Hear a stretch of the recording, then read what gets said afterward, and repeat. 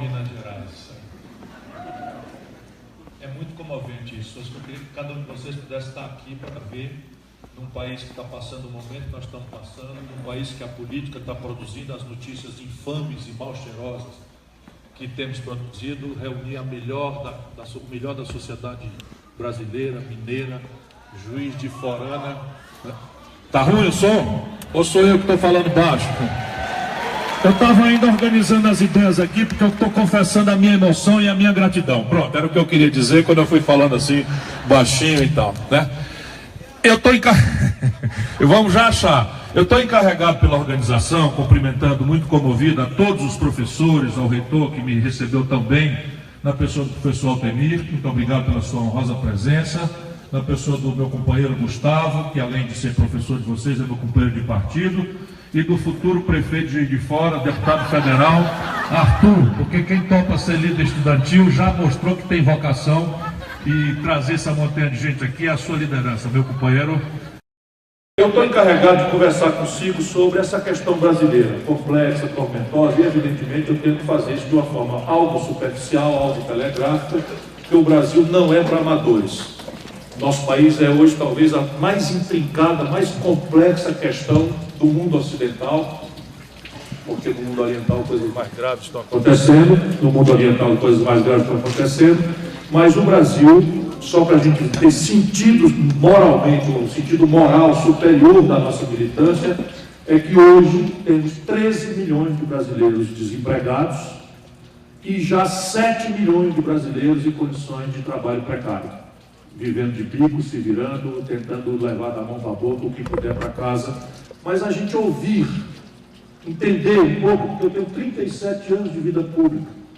Gosto de abrir um parênteses mais recentemente, são 37 anos sem nunca responder um inquérito, nem sequer para ser absolvido, o que nada mais é do que a minha obrigação. Mas é bom, né? Um tempo desse aí, eu digo aos meus amigos que sai lista, entra lista, e pode ficar tranquilo que eu não estarei também na próxima.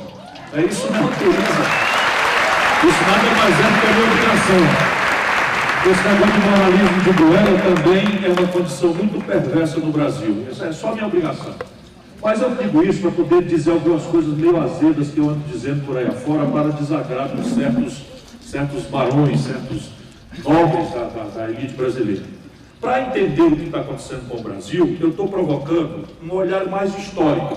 E como a universidade me pediu uma aula, então vamos lá. Professoralmente, eu vou dizer, em 1980, para arbitrar uma data, o Brasil representava 1% do comércio mundial. Isso é um sintoma de que tamanho nós temos, né? Ainda hoje é moderno esse sintoma. Tem 1000 sintomas, mas eu estou tomando esse porque é impressionante. Na mesma data, 1980, a China representava 1% do comércio mundial. Com uma diferença, o Brasil tinha 130 milhões de habitantes e a China já tinha 800 milhões de habitantes. Portanto, nós éramos, em 80, muito mais ricos, sofisticados economicamente, do que a China. Hoje, 2017, o Brasil representa 1% do comércio mundial e a China representa 12,5% do comércio mundial. Viram a proporção? Ela é 1 e 1 iguais. Hoje nós somos 1, estamos patinando, e a China já representa 12,5% do comércio mundial. Aí se perguntar o que houve, porque as evidências de que tem alguma coisa errada com o Brasil, de que talvez a China tenha algumas pistas, e as institucionalidades, as manhas políticas, as manhas culturais são intransplantáveis. Nem eu gostaria de copiar a institucionalidade chinesa, que não é possível. Porém, no fundo do marco da economia política, ou seja, de como é que se organizam as forças da produção, as forças do trabalho, os movimentos de superação do hiato tecnológico global, enfim, esses fatos têm poucas variáveis. É um marco de economia política que ou é neoliberal, modernamente, ou um certo neo-keynesianismo, né? Ou é um estatismo cripto-reacionário, como Coreia do Norte, só para não esquecer nada, né? Então, não estou falando de instituições, nem de política, que cada qual tem o seu e a sua história.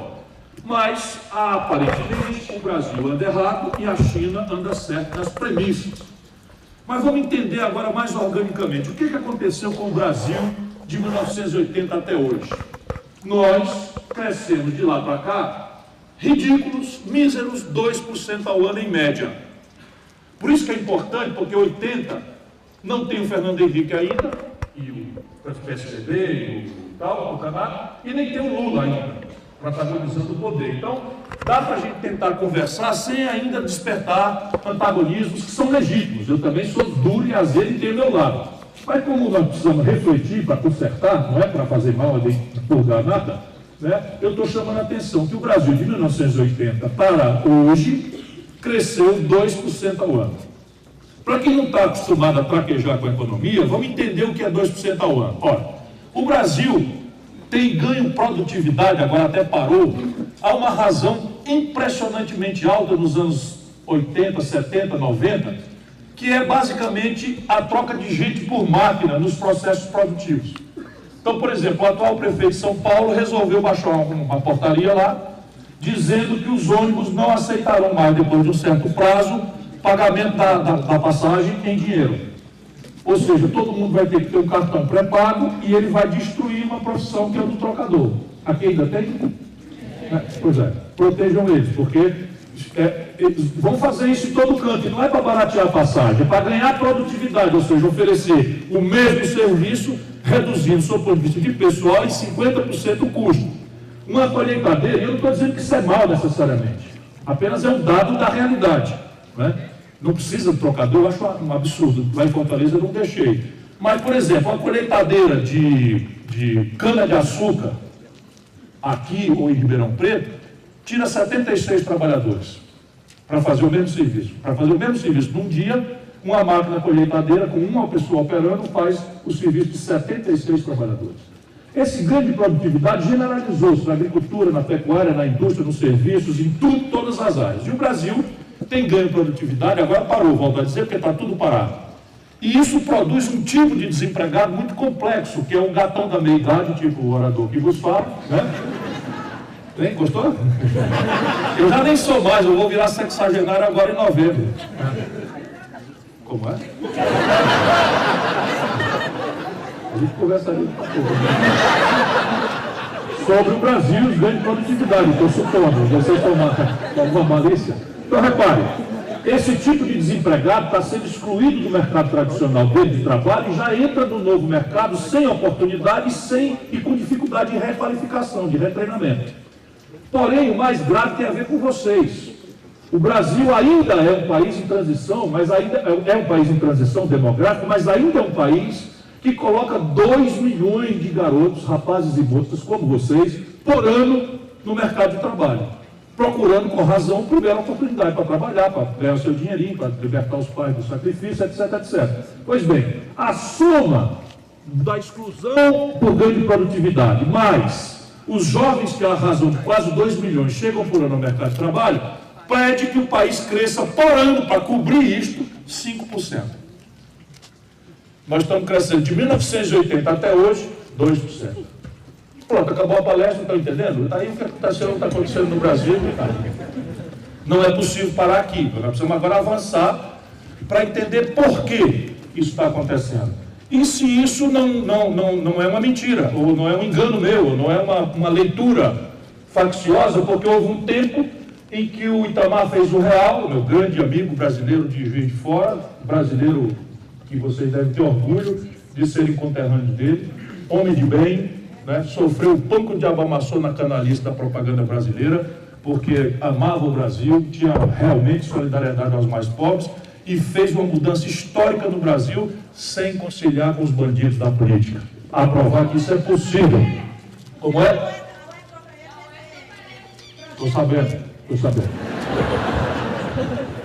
Olha lá, essa é a terceira parte, né? Tem uma conversa ali para mais tarde. Sobre ganho de produtividade, eu estou dizendo. Isso está no Facebook, eu estou ferrado. Então, repare, houve um tempo em que o Itamar encerrou o imposto inflacionário, e veja o que eu falei. No Brasil, vocês são muito jovens, a inflação demorou quase 40 anos, acima de 2 dígitos, de 10% a 87% ao mês. E isso nunca houve na história da humanidade. Por quê? Porque, ao contrário dos manuais de economia de Chicago, que a gente estuda e às vezes não percebe a realidade, no Brasil a inflação não era uma doença da moeda. Porque onde ela se apresentou como doença da moeda, logo contra ela se celebraram consensos e ou rupturas políticas. O Hitler foi produzido, o nazismo na Alemanha foi produzido por um surto inflacionário que durou 5, 6 anos. Não durou mais do que isso, e deu no Hitler. No Brasil demorou quase 40 anos. E eu danava para entender que entre nós a inflação não era uma doença da moeda. Era um tributo, um Robin Hood às avessas, que cobrava progressivamente mais dos pobres e regressivamente menos dos ricos. Por quê? Porque nós inventamos uma coisa aqui que só tem ali na jabuticaba aqui, a correção monetária. Então quem tinha dinheiro estava com o dinheiro protegido na correção monetária. E quem não tinha dinheiro comprava 1 quilo de feijão dia primeiro, anotava na bodega 1 quilo de feijão e pagava 10 vezes ou 5 vezes ou 4 vezes o preço do dia que ele comprou, porque ele era obrigado a pagar em gênero e a moeda dele estava sofrendo a corrosão diária da coisa. Pois bem, então isso era um imposto. Por ser um imposto, na hora que foi abruptamente cessada, financiou um surto, um ciclo de consumismo populista, que eu estou botando essas palavras muito duras para provocar, que deu popularidade ao Fernando Henrique, que permitiu a reeleição, etc, etc, etc. Porém, encerrado esse ciclo do imposto inflacionário, o Brasil quebrou. Então, crescemos 5,7% no Itamar Franco, eu, ministro da Fazenda, ajudei a fazer o real. Crescemos 3,5% no primeiro ano, 3% no segundo, e quebramos o Brasil. E o Lula teve a oportunidade de chegar ao poder, porque quebraram o Brasil 3 vezes. Quando o Lula chega no poder, ele também experimenta um ciclo de consumo populista, desta feita financiada não pelo imposto inflacionário, mas por um ciclo único na história da humanidade de superpreços de commodities, que são esses produtos da tradição produtiva brasileira de baixo valor agregado. Por exemplo, minério de ferro. Nós estávamos vendendo, quando o Lula tomou posse, um minério de ferro a quando tomou posse, não, no segundo ano do Lula, graças ao crescimento da China, etc., nós estamos vendendo 1 tonelada de minério de ferro, que aqui em Minas Gerais é só raspar o chão. Você raspa o chão, bota dentro do trem e leva. Eu trabalhei na CSN, nós só vindo aqui em Casa de Pedra, é isso aí mesmo, raspa o chão, não precisa fazer nada, é 65% de ferro aflorado na coisa. Pois bem, nós estamos vendendo a $190 1 tonelada. Nós estávamos vendendo, quando nós fizemos a lei de partilha, esses canalhas, com perdão da má palavra aqui, já revogaram, nós estávamos vendendo um barril de petróleo a $110 o barril. O custo de produção do tonelada de minério de ferro é $38. Então a gente gastava 38 e faturava 170. A gente gastava do petróleo 40, 41 e ganhava $110. Então era enriquecedor. Com isto, o Lula também teve condição de financiar de forma consistente um ciclo melhor e mais consistente do que o do Fernando Henrique, porque o Lula meteu a mão já em algumas coisas mais estratégicas. 3 são muito relevantes para a gente compreender que a política pode produzir esses milagres debaixo do mesmo céu, pisando no mesmo chão e com a mesma gente maravilhosa e mestiça que nós somos.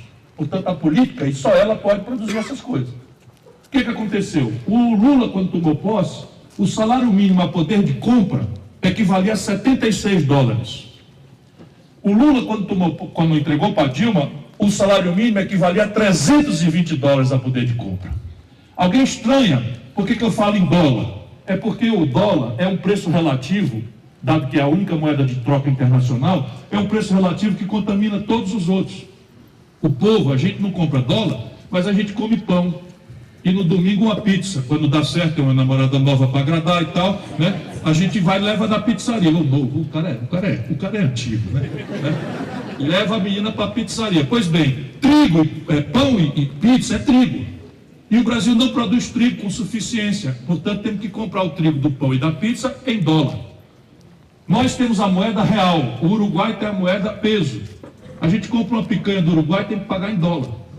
Os remédios, 80% da química fina brasileira, dólar, importados do estrangeiro. Se a gente precisava de R$2 para comprar $1 de trigo, de remédio ou de diesel, e passa a precisar de R$4 para comprar o mesmo dólar, o preço das coisas tende a subir, né? Guardem essa informação aí. Portanto, é muito importante saber, para ter referencial histórico, qual era o valor do salário mínimo que contamina toda a massa salarial. Serve de piso, mas serve de contaminação positiva para toda a massa salarial, o salário mínimo. Equivalia a 76 e o Lula entregou equivalente a $320 a poder de compra. Quando o Lula tomou posse, a proporção do crédito na renda nacional era a mais baixa do mundo capitalista, 20, 21, 22% do PIB. Com o Lula dirigindo o crédito para as massas populares, apesar de ter mantido uma política econômica muito conservadora, com juros altos, criminosamente altos, eles replicaram a mesma política do Fernando Henrique, o Lula forçou a mão, na contramão do Banco Central, para um crédito dirigido. Então, a TJLP no BNDES para financiar a indústria, crédito para a agricultura familiar, recorde, crédito para a agricultura tradicional, recorde, crédito por Minha Casa Minha Vida, construção civil, recorde, crédito consignado para os aposentados, recorde, crédito para semiduráveis, etc, etc. Até um cartão tinha para a negada comprar geladeira, fogão, micro-ondas, etc, etc. De maneira que o crédito subiu para 55% do PIB. E por fim, demonstrando ainda, né, por que houve um ciclo um pouco mais longo, um pouco melhor qualificado, de consumismo populista, ainda que seja a mesma coisa, e eu já explico por que eu estou usando expressão tão azeda, o Lula criou uma rede de proteção social que, por exemplo, no Nordeste brasileiro, de onde eu venho, em 5 anos de seca, nós teríamos tido dezenas ou centenas de saques, porque era a única forma das pessoas não morrerem mesmo, literalmente, de fome. Minas conhece isso com o coração, porque temos aqui Vale do Jequitinhonha, Mucuri, aquele entorno ali de Montes Claros para cima, e Minas é esse estado especial do Brasil, porque tem sensibilidade para conhecer o Brasil, pelo bem e pelo mal, todos os nossos sofreres e virtudes. Como é? Sim, senhora, o Brasil deve muito a Minas Gerais, inclusive a Revolução de 30. A pedir muita OS para estudar isso e o bicho não gosta de ler.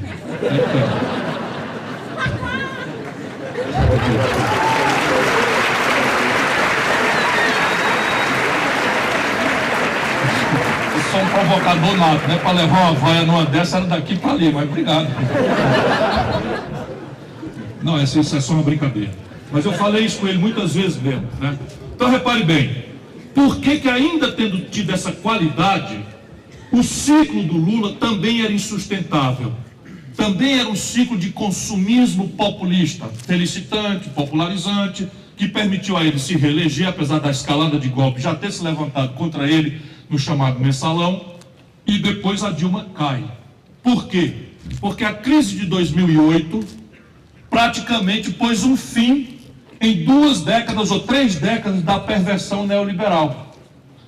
A ideia vã, porém muito interessante, sob o ponto de vista de determinados argumentos, de que o Estado tinha cumprido seu papel, que doravante o moderno era diminuir o Estado a uma dimensão mínima, aspas, de baixo custo, que sinalizava com uma promessa jamais cumprida de redução de impostos, e satanizada pelas perversões que o Estado tem, corrupção, ladroeira, e fraude, e ineficiência, e maltrato da população no posto de saúde. Então faltam caricaturas para você esculhambar o Estado e prevenir ou propor uma solução maravilhosa, simplificadora, grosseira, que é, sabe esse monstro aí? Vamos dominá-lo, cortá-lo, reduzi-lo a uma dimensão mínima, de baixo custo, e vamos desentranhá-lo de qualquer influência, de qualquer interferência no domínio econômico, porque esse negócio de comércio, de indústria, de produção, de transferência de renda, quem entende disso é o mercado.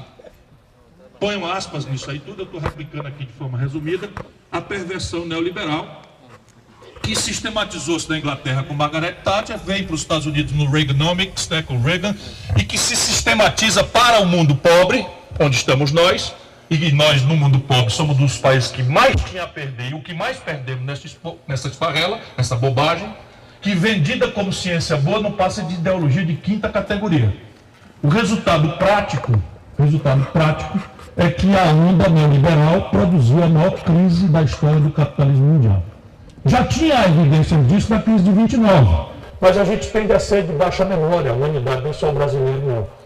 E aí nós caímos de novo na mitologia, esquecemos toda a conquista do welfare state na Europa, esquecemos toda a extraordinária presença dos americanos no pós-guerra, que saem de oitava potência para a primeira potência, com base numa economia keynesiana, com base no New Deal, com base no esforço do Roosevelt, né, de industrializar a América, num primeiro momento, com a contra-governamental dirigida para o esforço militar, e para o esforço, depois, modernamente, para o esforço aeroespacial, para o complexo industrial de saúde, etc. Toda a experiência empírica jogada no lixo, em nome de uma mitologia grosseiramente simplificadora, porque a Europa começou a perder a competição para a China, para o Japão, para a Coreia do Sul, que são estados que não trazem a carga da cunha fiscal do welfare state, do estado de bem-estar, que onerava a Europa. Só que, se eu fosse um nome de inglês, eu até entendia bem, mas o Brasil definitivamente não é a Inglaterra.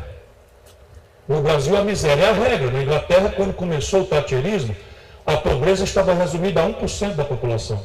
1%. E aí você trata isso com políticas sociais compensatórias que estão escritas lá, no consenso de Washington, no primado neoliberal. Esta onda aí, depois eu vou tentar responder perguntas de vocês, eu estou preocupado de não abusar muito do tempo. Essa onda morreu de morte explosiva em 2008. Em 2008, a crise do sistema bancário americano provou com gravíssima contundência que o laissez-faire, a ideia de deixar o mercado livre, espontâneo, sem a regulação, produz mesmo fraude, inequidade e instabilidade. E no limite, esterilização de riquezas. Se vocês quiserem, eu posso descrever o que eles fizeram como se fosse coisa moderna e, na verdade, um cassino fraudulento que esterilizou mais de 3 trilhões de dólares naquela ocasião. Foi disparada a maior crise, mesmo que 29 tenha sido a crise que deu na agonia da Segunda Guerra Mundial. Quando esta crise acontece, por que o Lula escapa, mas a Dilma está chegando?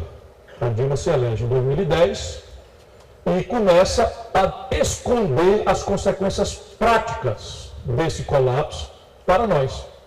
Lembra dos preços das commodities, com o qual nós, por uma dezena, quase 10 anos, financiamos a nossa melhoria de vida? Sumiu. O minério de ferro, porque a China caiu para menos da metade da sua taxa de crescimento dos últimos 20 anos, caiu de 190 dólares para 38. Toda a mineração de médio e pequeno porte do mundo e de Minas quebrou, fechou. Na CSN, eu trabalhava na CSN, balançando, porque nosso custo de produção é 35 dólares e ficamos ainda ganhando ali, ganhamos 190 sobre 35, passamos a ganhar 3 sobre 35, 30 dólares. Sabe o petróleo que nós fizemos todos os planos do pré-sal, começamos a fazer compra e brigar por onde é que a gente ia botar o dinheiro, passar para o Rio de Janeiro, que nós íamos botar o dinheiro na universidade, dizemos nós que lutamos pelos votos para a universidade, e não, que não podia ser, que não sei o que e tal. Parece aquela história da rural velha que o pai disse para a família, lá em Varginha, que ia comprar um rural e os filhos começaram a brigar para quem ia na porta. E o pai mandou descer todo mundo que não tinha dinheiro para comprar um rural. Então nós começamos a discutir o dinheiro do pré-sal e o pré-sal micou. Porque nós gastamos 41 dólares na data para fazer um barril de petróleo do pré-sal e vendíamos a 110. E o petróleo caiu para 30. De maneira que nós começamos a ter prejuízo no barril. Nós estamos em 41, hoje está melhor porque ganhamos escala. Nós estamos aí e deu uma melhoradinha o preço. Mas o fato é que todos os produtos brasileiros com os quais nós pagávamos a conta externa, e aqui começa a indiciar o real problema, que explica por que nós estamos apelados nesses 2%, críticos aí, nós perdemos preço. Soja caiu, milho caiu, todos os preços das commodities caíram.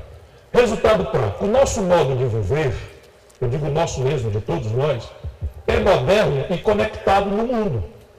A única coisa que está de fato globalizada é a informação, o resto é mentira. A condição de financiamento é nacional ou regional, não é uma coisa. O nível de maturidade tecnológica varia de país para país. E é uma função do nível de educação, de treinamento, capacitação, extensão universitária. Isso varia de país para país. A escala das empresas, ou seja, o tamanho com que elas se apresentam para competir, depende do tipo de renda média que a população tem. Em país que varia de país a país, o Brasil tem a mais desigual distribuição de renda do mundo. 7 em cada 10 empregos nossos são germinados em pequenas empresas que, por definição, trabalham em pequena escala. E qual é a tragédia? A tragédia é que uma empresa que vende serviços ou produtos em larguíssima escala, invariavelmente o preço final desse serviço ou desse produto é mais barato do que custa produzir a mesma coisa em pequena quantidade. Compreende? Quer dizer, os empresários brasileiros começam a perceber que tem coisa errada e atiram no custo do trabalho, atiram na carga tributária, não sem ter alguma razão. Mas lá na Sulanca de Caruaru, vocês já ouviram falar? Lá é um cluster, um arranjo produtivo local. Sulanca de Caruaru já fez essas reformas neoliberais todas desde sempre. Lá não tem carteira assinada para ninguém, lá não tem licença de prefeitura para ninguém, lá não tem nenhum imposto de nenhuma natureza, e uma calça jeans chinesa, por escala, chega mais barato na Sulanca de Caruaru do que custa produzir a mesma calça lá. E agora vamos entender que a agenda está toda errada. E isso nos traz alvoroço no mundo. Problema. A very big problem. Nós temos que considerar agora o que aconteceu. Ora, se o meu modo de viver é ligado no globalizado em informação, e eu sou induzido a crer, isso é uma especulação meio filosófica, né, de baixa qualidade, que é a introdução de um livro que eu estou escrevendo. Mas basicamente é o seguinte, eu estou especulando, para falar de economia política, que houve um trânsito nos últimos 30 anos em relação ao locus, ao local, à ambiência onde você busca a felicidade. Nós, mais ou menos, lucidamente, estamos na vida para ser feliz. A gente quer ser feliz, busca ser feliz, procura ser feliz. Os filósofos especulam com clareza sobre isto, e nós outros vamos só marcando o encontro do sábado, vamos, né, enfim, pitando um cigarrinho de palha, ou aquelas outras coisas que alguém gosta e tal. Dizem que eu gosto, eu não gosto, né? Eu não gosto, não tenho nenhum problema.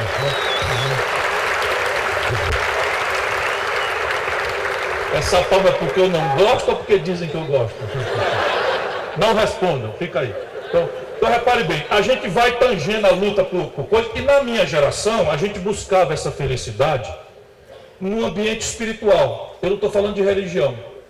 Era uma busca felicitante, o próprio processo de buscar a felicidade no romantismo, na poesia, né, na serenata, na política, na insurgência revolucionária. Minha geração se acreditava potente, não era só para derrotar o sargento da esquina.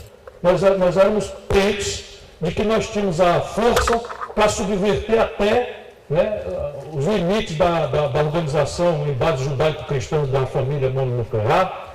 Nós andamos pensando, e isso foi talvez o maior dos equívocos, eu sou um pouquinho mais jovem, mas a turma andou acreditando mesmo, não era sequer ilegal na viagem lisérgica que subverteria limites psicofísicos do cérebro, numa viagem, né, que acabou se revelando meio trágica. Enfim, o fato é que nossa geração vivia um processo espiritual de busca pela felicidade.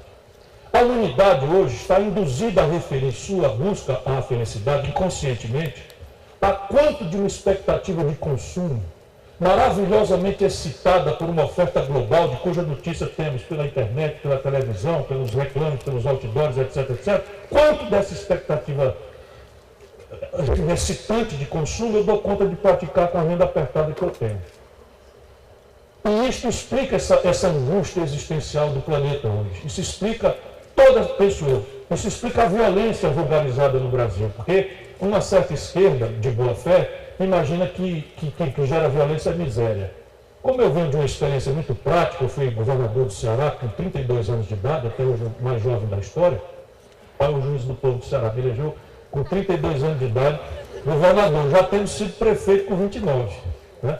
E deputado com 25. Veja bem, ministro com 36, essa responsabilidade já foi do Itamar. Né?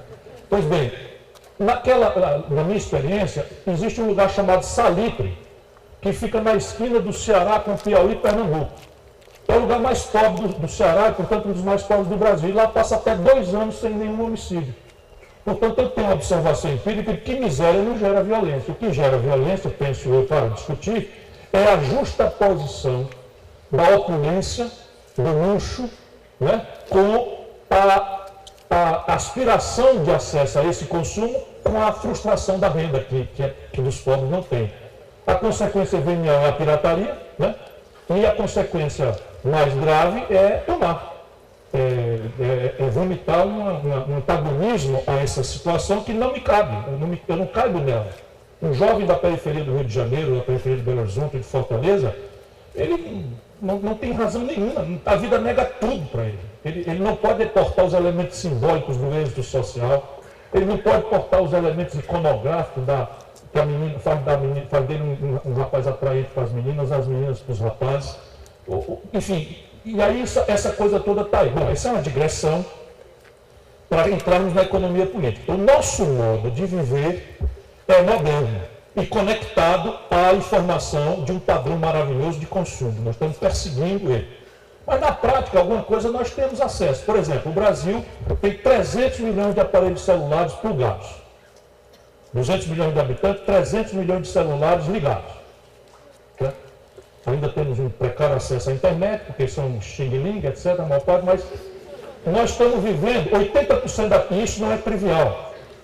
Porque, por exemplo, a química fina dos nossos remédios, 80% são importados. Os meios de diagnósticos médicos nos quais acreditamos, sem o que não acreditamos mais no médico, são importados.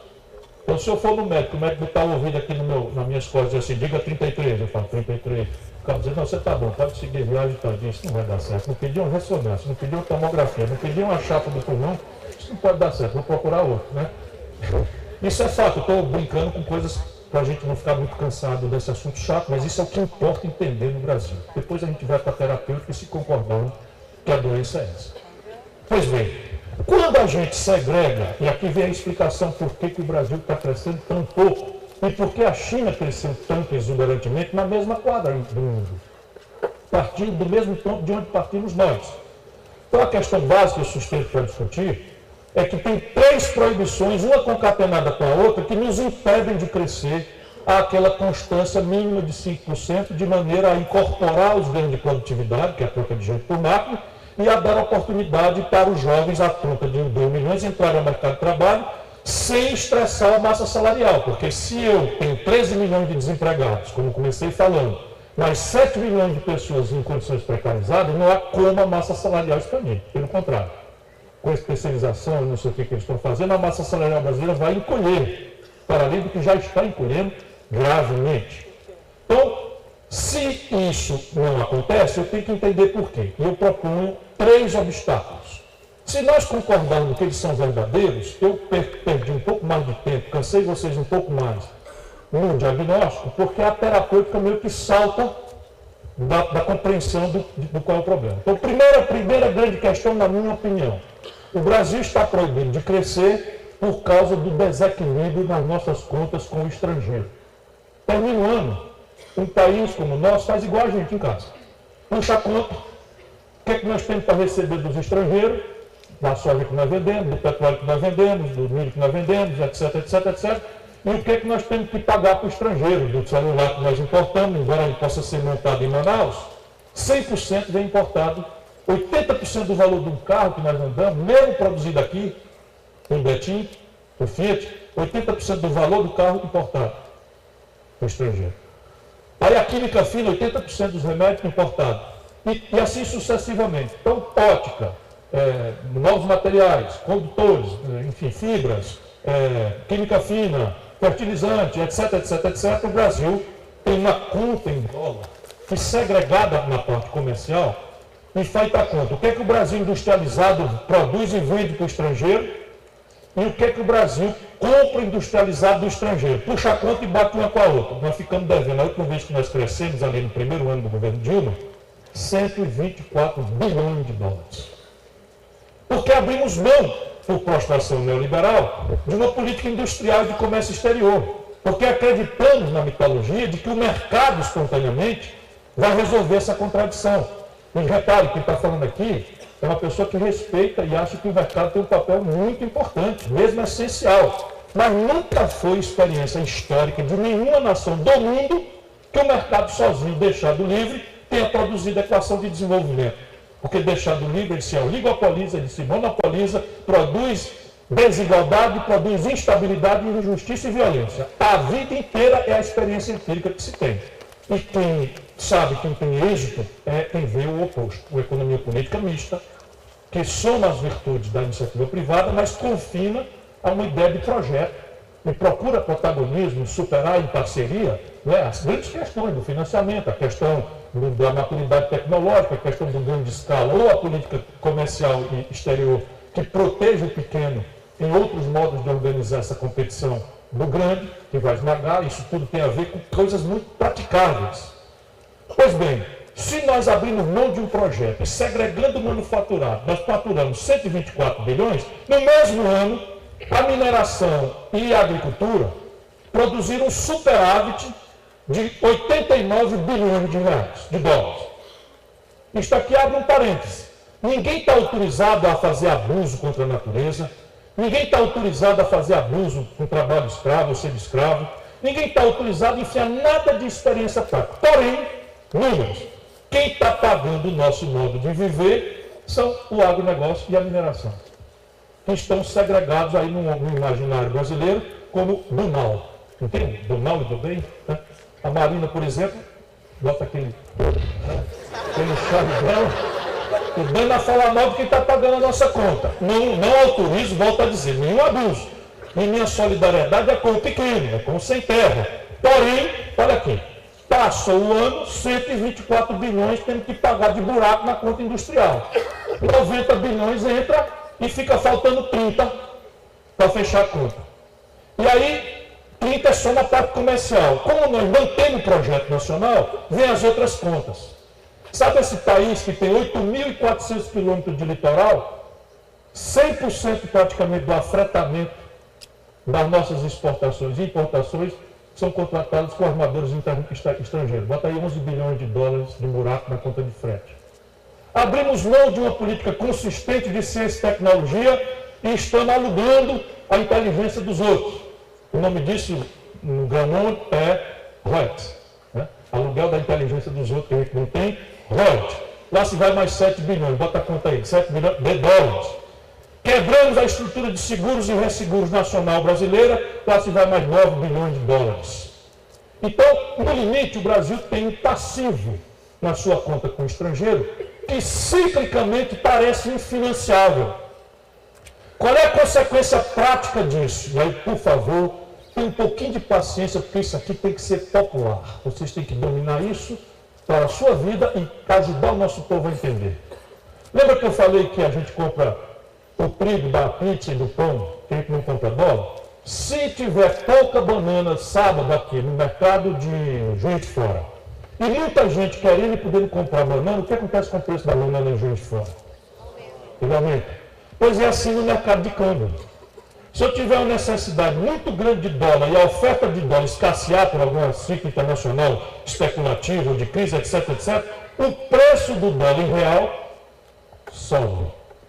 E aí apresenta-se o stop and go do crescimento brasileiro. Nossa moeda vai a 4, volta a 3. Com Lula, se nós fizéssemos atualizado, quando acabou o desastre no governo Fernando Henrique, o câmbio atualizado seria R$ 9,20. Você imagina sair daqui para Miami com o câmbio a R$ 9,20? Né? Prefiram Fortaleza. Né? Eu estou lá esperando vocês. Né? Então, repare, e aí quando vai a 9,20, o preço do pão sobe, o preço da pizza sobe, o preço da passagem de ônibus sobe, porque é diesel, que é petróleo, que é dólar, o preço dos remédios sobe, se apresenta uma miragem de inflação e os caras, pumba, atira com taxa de juros. E aí, taxa de juros. A gente tem que popularizar esse assunto. E não é difícil, apenas porque a televisão não conta a história, sabe, não faz uma novelinha, por exemplo, era tão fácil uma Patrícia Pilar com aquela beijo dela, assim, aí o cara fez uma piada inteligente. Vou transferir para ela. Ela fez um grande filme aqui em Juiz de Fora, o Zuzulange. Mas vou transmitir para ele essa frase que eu sei que é para ele. Mas O cara fez uma piada maravilhosa. Eu disse isso, ela fez uma esculhambada no Michel Temer na internet. Eu disse, grande Patrícia. Aí o cara diz assim, mais um envolvido na operação carne fraca, Ciro Gomes. Aí já fui ficando zangado. Carne... Ah não, o cara fez uma piada. Carne é fraca. Foi dessa linha essa piada. Vamos continuar estudando. Vocês só gostam da malandragem, né? Vamos lá. Então, repare bem. Se o câmbio, né, faz isso, nós temos então a primeira grande proibição, que é o Brasil não pode crescer, porque ao crescer agudiza o desequilíbrio da conta com o estrangeiro, ao agudizar a conta com o estrangeiro, desvaloriza a moeda, passa essa desvalorização para os preços, o Banco Central tira com taxa de juros. Por que eu chamei a Patrícia para explicar? Olha, a taxa de juros é um preço básico da economia e fica facílimo de entender. Numa economia onde o governo paga por um papel mais do que o lucro médio dos negócios, essa economia para. Por que ela para, como está parada a economia brasileira? Porque das duas uma, eu tenho dinheiro e vou decidir, eu boto o dinheiro no banco para ganhar 24% ao ano, ou eu boto na padaria para ganhar 6%, trabalhando, acordando cedo, brigando com o fiscal da prefeitura, brigando com o trabalhador, etc, etc, etc. Eu boto no banco. Porém, a realidade brasileira é outra. É de uma cabeça de empreendedores, nós somos todos, cada cabeça tem um sonho de empreender. Isso é um estudo do Banco Mundial, entra ano e sai ano, o Brasil é o país de maior pulso empreendedor do planeta. E aí eu não tenho dinheiro. Como é que pode tomar dinheiro emprestado no banco para botar num negócio que vai me dar um lucro menor do que a prestação que eu tenho que pagar para o banco? Está difícil de entender? Não está, né? Está simples de entender. E isto é a consequência desse desequilíbrio na prática, e a economia não tem investimento para crescer. Segundo obstáculo, conectado com o primeiro, o endividamento único, explosivo e final do aparelho produtivo privado brasileiro. Eu tenho estudado essas coisas. As 300 maiores empresas brasileiras de capital aberto, nacionais, não fizeram no último trimestre de 2016, caixa suficiente para pagar a prestação de dívida ao banco. Então, veja bem, as empresas privadas, nenhuma fez caixa para pagar a conta do banco. E nós estamos vivendo a maior inadimplência, a maior reserva de créditos de dificuldade de recuperação e a maior estatística de recuperação judicial que se chamavam falências e concordatas da história brasileira. Isto é fato. E o terceiro fator é o colapso fiscal. Aqui, quem for progressista, quem for de esquerda, tem que fazer um apelo aos tradicionais líderes da esquerda no Brasil. Por quê? Porque nós temos um debate onde nós estamos perdendo a autoridade moral, porque a gente não achou o ponto correto de equilíbrio em diversas questões. Uma delas, e é central, é a questão fiscal. Para um progressista, que não seja só de goela, a grande característica é a intervenção do Estado no domínio econômico. É a intervenção do Estado para promover a superação das desigualdades. É a intervenção do Estado para superar a miséria, a pobreza, o que quer dizer aumentar a formação bruta de capital no setor público. Portanto, ter mais dinheiro do que arrecada é uma essência para o mundo progressista. Aí os caras falam nisso e vão ajustar este valor pela depressão da despesa. E nós temos que ajustar este valor para não ficar reacionários a uma evidência pelo lado da receita. Porque o sistema de arrecadação no Brasil segue sendo dramaticamente regressivo. A gente cobra muito mais da classe média formalizada no mercado de trabalho e dos pobres trabalhadores das contribuições indiretas do que do baronato.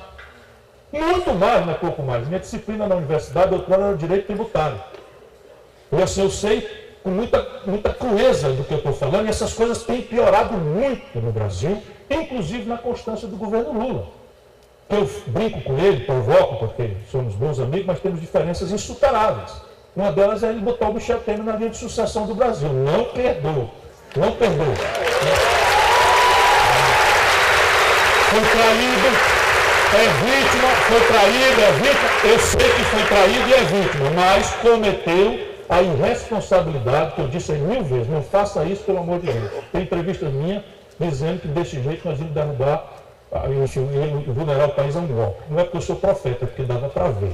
O Eduardo Cunha ficou poderoso porque o Lula entregou Furnas para ele. Com essa ideia pragmática de que para governar tem que conciliar com bandido. Por isso que eu elogio o Itamar, porque o Itamar quebrou o pacto inflacionário, enfrentou os bancos e não conciliou com bandido nenhum, pelo contrário, conseguiu que o povo desse a ele o apoio necessário para ele, inclusive, enquadrar o Congresso Nacional, que era um Congresso tão ruim quanto não, pior do que esse não é possível. Mas era quase tão ruim quanto, né, naquela época. Esse definitivamente é o pior de todos, da história. Pois bem, este passivo das empresas é causado por aquele mesmo disparo da taxa de juros que eu já falei. Eu não preciso mais falar. Tem que ir ao terceiro. O terceiro é o colapso fiscal. Se nós olharmos hoje, por exemplo, a situação de Minas Gerais, a situação do Rio Grande do Sul, ambos estados criticamente centrais para o equilíbrio republicano no Brasil, criticamente centrais para evitar o monopólio de plutocratas que estão sediados na Avenida Paulista, ao redor do financismo, do rentismo financeiro, emasculados, castrados, prostrados de joelho e falidos. Vê se pode, faz 20 anos, 15 anos, que Minas Gerais está liquidada financeiramente e agora foi para o chão. Faz 15 anos que montou esse esquema foi o Fernando Henrique, que o Fernando Henrique sabe ler. O Fernando Henrique conhece a história do Brasil. O Fernando Henrique não tem limite nem escrúpulo. Ele cansou de dizer a mim que a grande tarefa de um modernizador no Brasil era encerrar a memória do Vargas. Eles estão completando aí com a revogação do CNT e coisas e tal, mas uma das coisas da memória do Vargas é a Revolução de 30, que modernizou o Brasil, que botou as mulheres para votar, que criou o voto secreto, né, que fez um conjunto de consolidações importantes para o país e que foi feita contra, inclusive, uma insurgência armada. A Revolução de 30 aconteceu porque o mineiro Antônio Carlos de Andrada foi traído na política do café com leite. Era um paulista e um mineiro, um paulista e um mineiro. Aí o paulista resolveu ser paulista outro paulista. Né? Aí o Antônio Carlos de Andrada insultou o Getúlio, porque não podia partir, porque pareceria em causa própria, insultou o Getúlio para o Getúlio fazer a Revolução de 30, e graças a essa reunião entre Minas Gerais e Rio Grande do Sul, o Brasil hoje moderno nasceu. Pois bem, o Fernando Henrique sabe disso e destruiu as finanças públicas do Rio Grande do Sul e de Minas. Nunca mais se pariu um líder no Rio Grande do Sul. O Palácio do Piratini virou uma usina de destruição de liderança, sabia? Nunca se reelegeu ninguém lá. Tirando o Itamar em Minas, quem protagoniza a força e o equilíbrio que Minas sempre deu ao Brasil modernamente? Olha a situação do Pimentel. Olha a situação do Anastasia. Olha a situação do Aécio, do seu ponto de vista de governança. De governança. Isso é Minas. Mas isso está acontecendo no Rio de Janeiro. O Rio de Janeiro está quebradinho da Silva. E para não cumprir a conversa, 14 estados brasileiros estão quebrados. Quebrados quer dizer, não pagam a folha de pessoal. O Ceará está fora a parte, porque ali no caso é diferente. Mesmo, a gente tem coesão política. Eu tenho coesão. 2/3 dos deputados do Ceará votaram contra o impeachment. Foi o único estado do Brasil. 2/3 contra. Já que você bateu palma, das 100 melhores escolas do IBEB, esse indicador aí, das 100 melhores escolas, 77 estão no Ceará. Quantas? As 24 primeiras.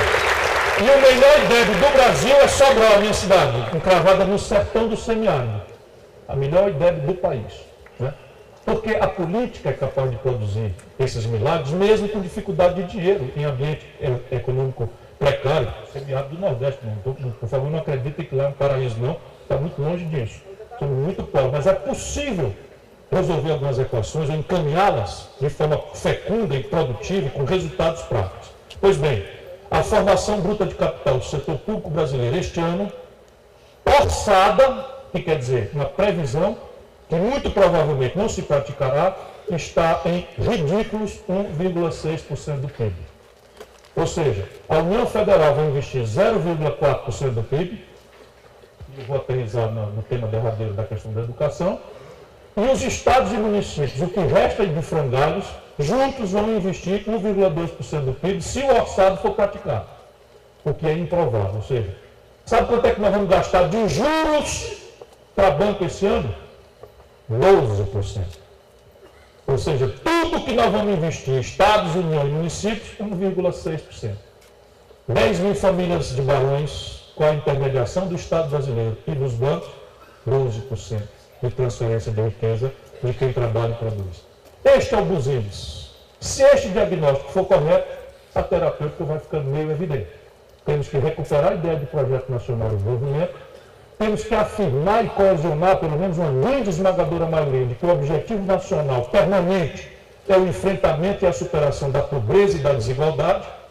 Daí sucede, por óbvio, que só se supera a desigualdade e a pobreza se o país voltar a crescer. Nós já aprendemos hoje aqui, com suficiência para, no mínimo, incorporar os ganhos de produtividade e os jovens que chegam ao mercado de trabalho, mas para melhorar a distribuição de renda temos que crescer mais. Se o que proíbe o crescimento é o desequilíbrio na conta externa, nós tivemos uma rápida descrição aqui que precisamos superar isso. Como? Vamos entender esse desequilíbrio. 25 bilhões de dólares é petróleo e gás. A estupidez do Brasil vender petróleo bruto barato e importar óleo diesel caro em dólar que a gente não produz. Então, vamos verticalizar, substituir importações, refinar 100% e gerar um excedente, de maneira que o Brasil pare de importar, pare de exportar petróleo bruto e passe a exportar excedentes com valor agregado alto, faturando em dólar, para dizer onde é que vem o dinheiro para a gente crescer.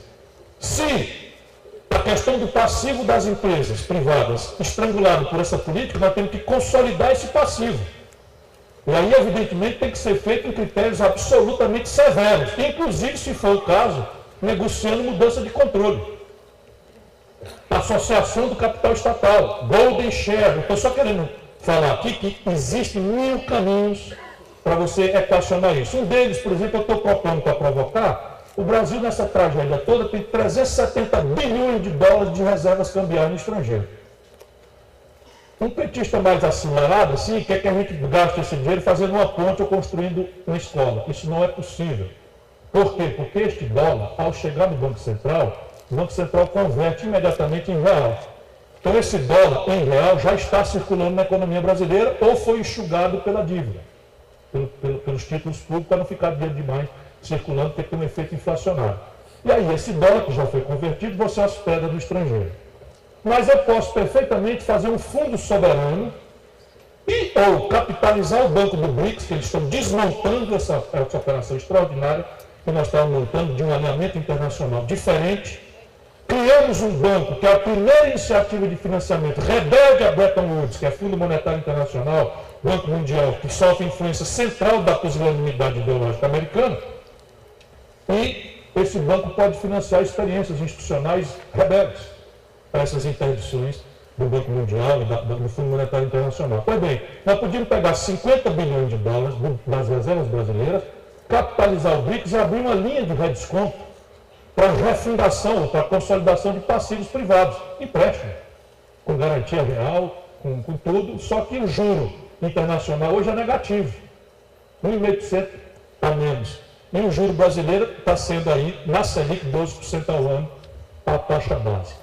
Se você trocar 12% de carregação por 1,5%, 2% positivo, o Brasil ganha 1,5% de juros, porque nós temos hoje aplicado a reserva nominais a juros negativos, e consolida o passivo trocando. E se as empresas privadas pagarem nos bancos com este volume, o que acontece com o preço do dinheiro, que é o juro?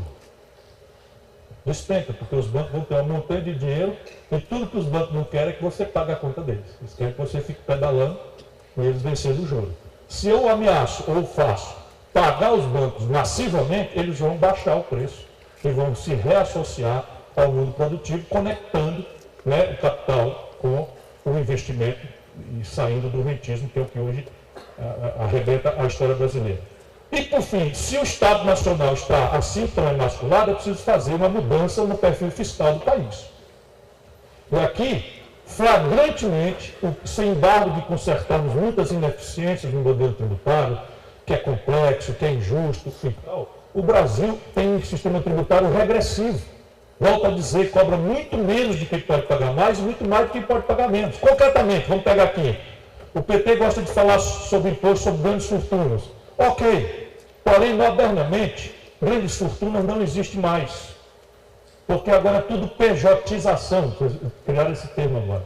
Então, repare, o bilionário Antônio Hermílio de Moraes, ele tinha todas as riquezas dele numa pessoa jurídica, numa holding, que paga o mordomo dele, o helicóptero dele. Coitado, até já morreu, tem que achar um vivo aí, né?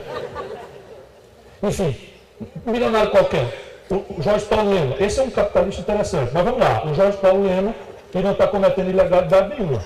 Tudo está na holding. E ele recebe um prolabore, paga o imposto de renda igual a você e a ele, né? 27,5%, olha, vê se pode, né? 27,5%, e aí os free benefits, o mordomo, o helicóptero, a lancha, a comida, o motorista, o carro, a gasolina, etc, etc, tudo na conta do PENCA, contabilizado na empresa, né? Isso tudo pode mudar, mas uma das coisas é a gente entender que grandes fortunas não existem e aí buscar o acumulado ali nas heranças e doações. Porque na herança e doação, quando o cidadão morre, ele passa as ações da holding para o filho. E a gente lá no Ceará já fez uma parte. Por exemplo, o imposto sobre transmissão causa-morte no Ceará é 8%. Em Minas Gerais é 4%. Uma crise dessa, por que não passa para 8%? Sendo que na América é 30%. No centro do capitalismo mundial é 40%, dependendo de forma progressiva. O Brasil é um de 2 países do mundo, da OCDE, que não cobra imposto sobre lucros e dividendos. Brasil e Lituânia. E o Brasil cobrava, o Fernando Henrique revogou. Aí está, claramente, né?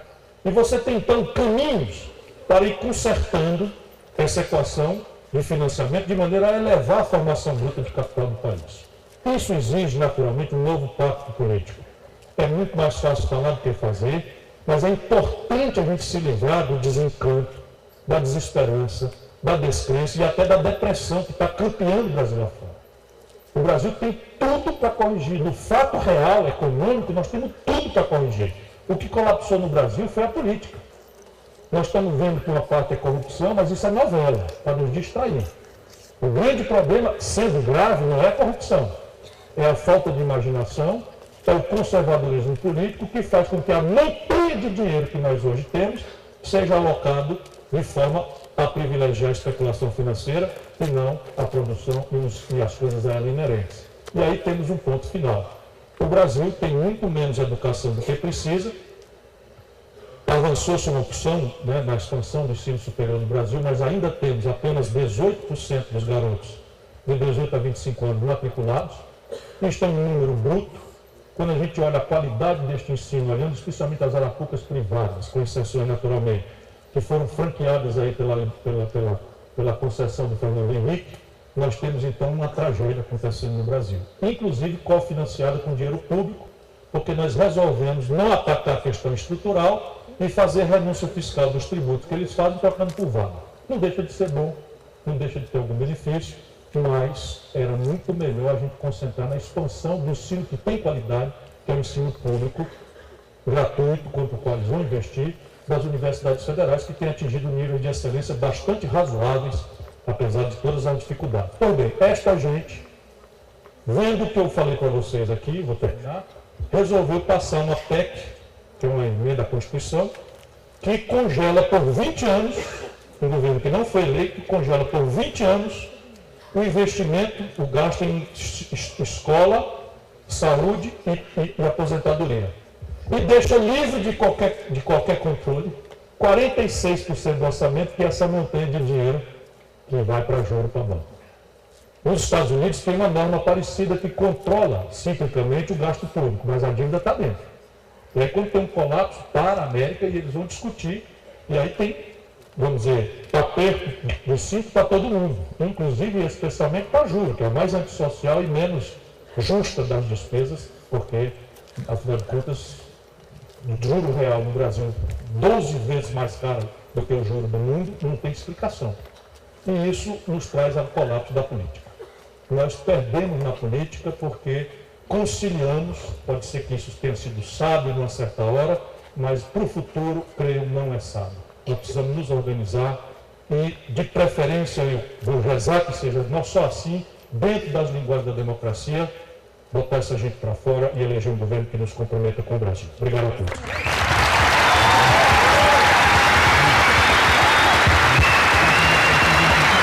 Vamos doutor.